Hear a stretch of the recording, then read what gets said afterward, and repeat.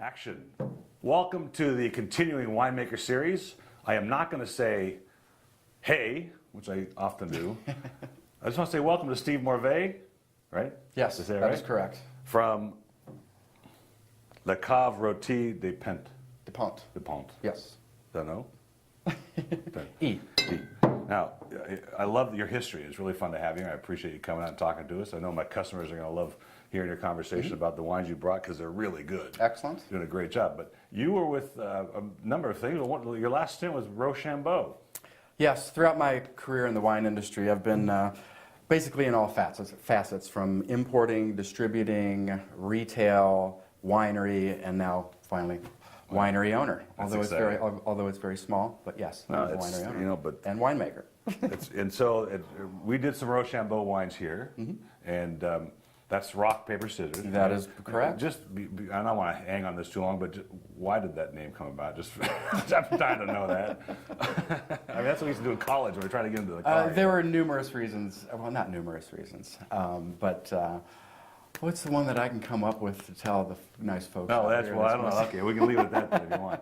So you left there and you decided that you wanted to do it yourself and become the jack of all trades. So you're the marketeer, you're the winemaker, you do everything. Yes, definitely a one-man show. And I actually initially started my project in 2005 while I was started at Rochambeau. Okay. So it was kind of in conjunction when I was working at Rochambeau, and Naomi, the owner, was kind enough to give me some fruit for me to toy around with, and turned out very, very well. Was the first vintage good? The '05 was spectacular. Oh, that's awesome. I'm still holding on to a handful of cases, and they're not going anywhere. We had a winemaker in here not too long ago, and his first vintage, he was 5 years old. And here's this picture of him standing on this barrel with these wellies on in his shorts and his little belly hanging out. He's got a glass of Pinot Noir standing there.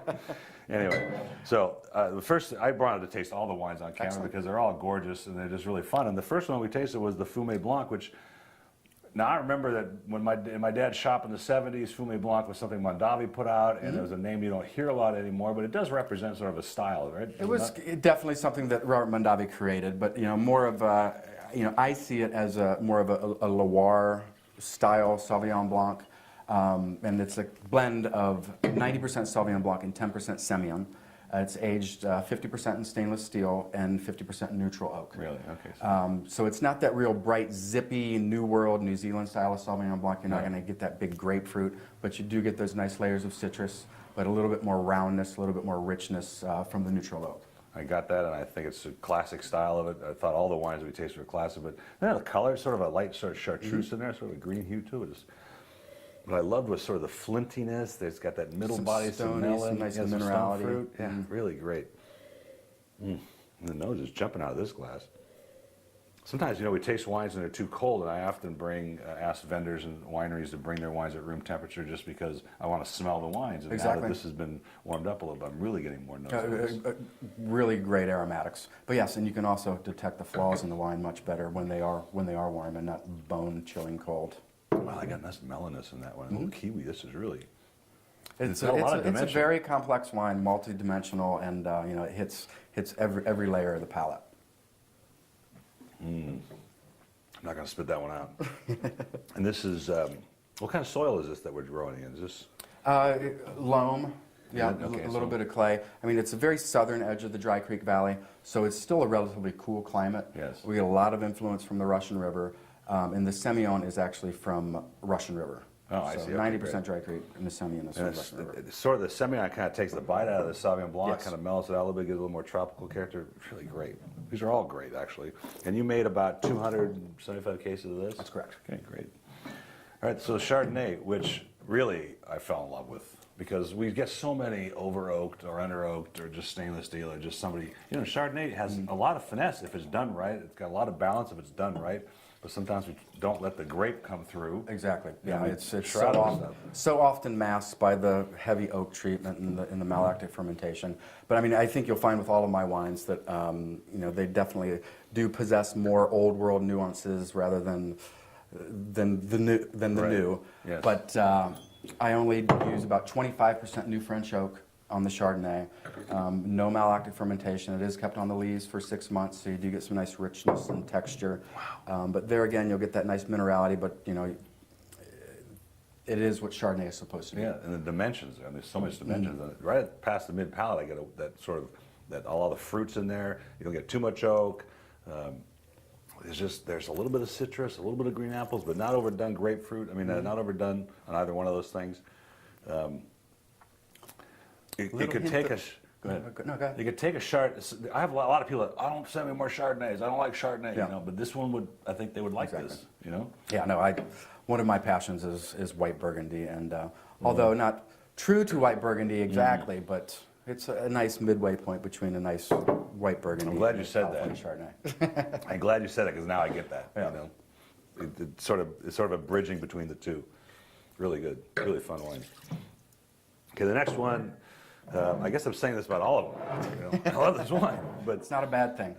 this Carignan, an old vine Carignan. Now, what's the average age of the old vines in this one? One of the vineyard blocks was planted in 1908, and the other one was planted in 1924. Wow. So you would often get really opulent wines from something like that, and this isn't that overly opulent. No, it's, I mean, it's, you know, I would say more medium in body style. Yes. A combination of French and Hungarian oak on this. And, you know, it's just, the aromatics leap from the glass. And, you know, you don't see too many single varietal bottlings of Carignan, You don't. especially in California. You know, Correct. in the Languedoc, south of France, Provence, a little bit more common. And they can range from light to extremely full-bodied.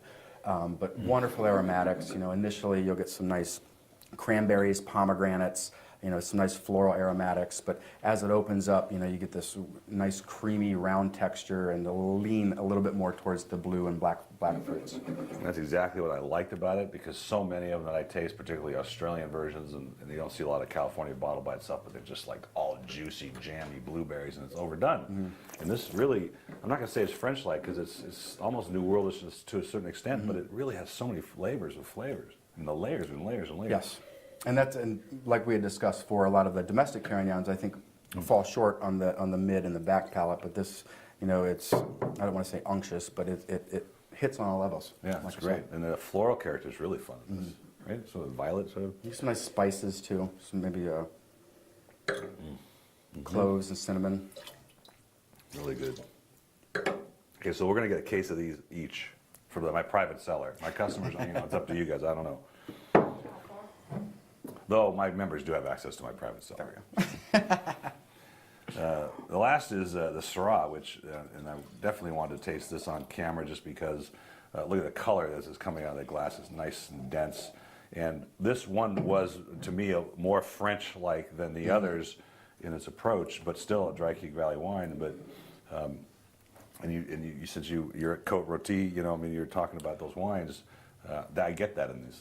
Yes, I mean, there's no doubt about it. Syrah is, I have an amazing passion for Syrah, and Les Caves Roties De Pente is roasted slope cellars in French, named after the Côte Rôtie appellation of the Northern Rhone, which typically adds or co-ferments small amounts of either Viognier, Marsanne, or Roussanne into the Syrah. And this particular vintage is 3% Viognier. It adds a lot to the aromatics, a lot to the texture, but you know, you will get those old world nuances. I like to, you know, let the earth show through the wine and not just Calabria with some big, you know, really over-extracted fruit. And, you know, you will get some nice leathery notes, smokiness, you know, toasted espresso. But, you know, you'll get that nice core of cassis, blackberries. It's all in there. Yeah. You said a mouthful right there. And the Viognier, you know, I don't know if my customers and members know, but there's oftentimes white wines that are blended into red wines. And many of the great regions of the world, including Chianti, they allow to put white wine in their wines, and that it adds a dimension that otherwise you wouldn't get. No, definitely. I think they're actually allowed to add, it's something obnoxious, like 25% or something. Yeah, there's something. But nobody does that. Right, no, they don't. That's right. And that's the other thing is I've got so many Syrahs lately through here that have been like buttering your bread with blueberry jelly. And Yeah. it's just like, okay, it's kind of fun in the first couple sips. Exactly. But then after it's like, oh, okay, it's a little too much. Right? A This half a one glass doesn't. is all you can handle. Right. But no, yes, everybody should drink Syrah. It's one of the best wines in the world, whether it's grown in California, France, Where are you going to? It needs some love. Where are you going to next with your winemaking and varietals? Anything new? I'm actually coming up with a kind of a mid-tier level, and it's going to actually be a blend of Zinfandel, Syrah, and Petit Syrah. Wow. But that's the only thing that I have on the docket right now is just that little red blend, and then just to focus on the 4 wines that I seem to be doing so well with. Sounds pretty good. And then the next stop on this little whirlwind down in Southern California. You're from Sonoma. Yes, Pen Grove actually. Yeah. Just kind of east of Petaluma. But yeah, we're gonna mostly like West Hollywood, Santa Monica, Beverly Hills. Try to sell some wine, eh? That's the Well, you just sold a few cases here. Salute. Cheers. Nice meeting you.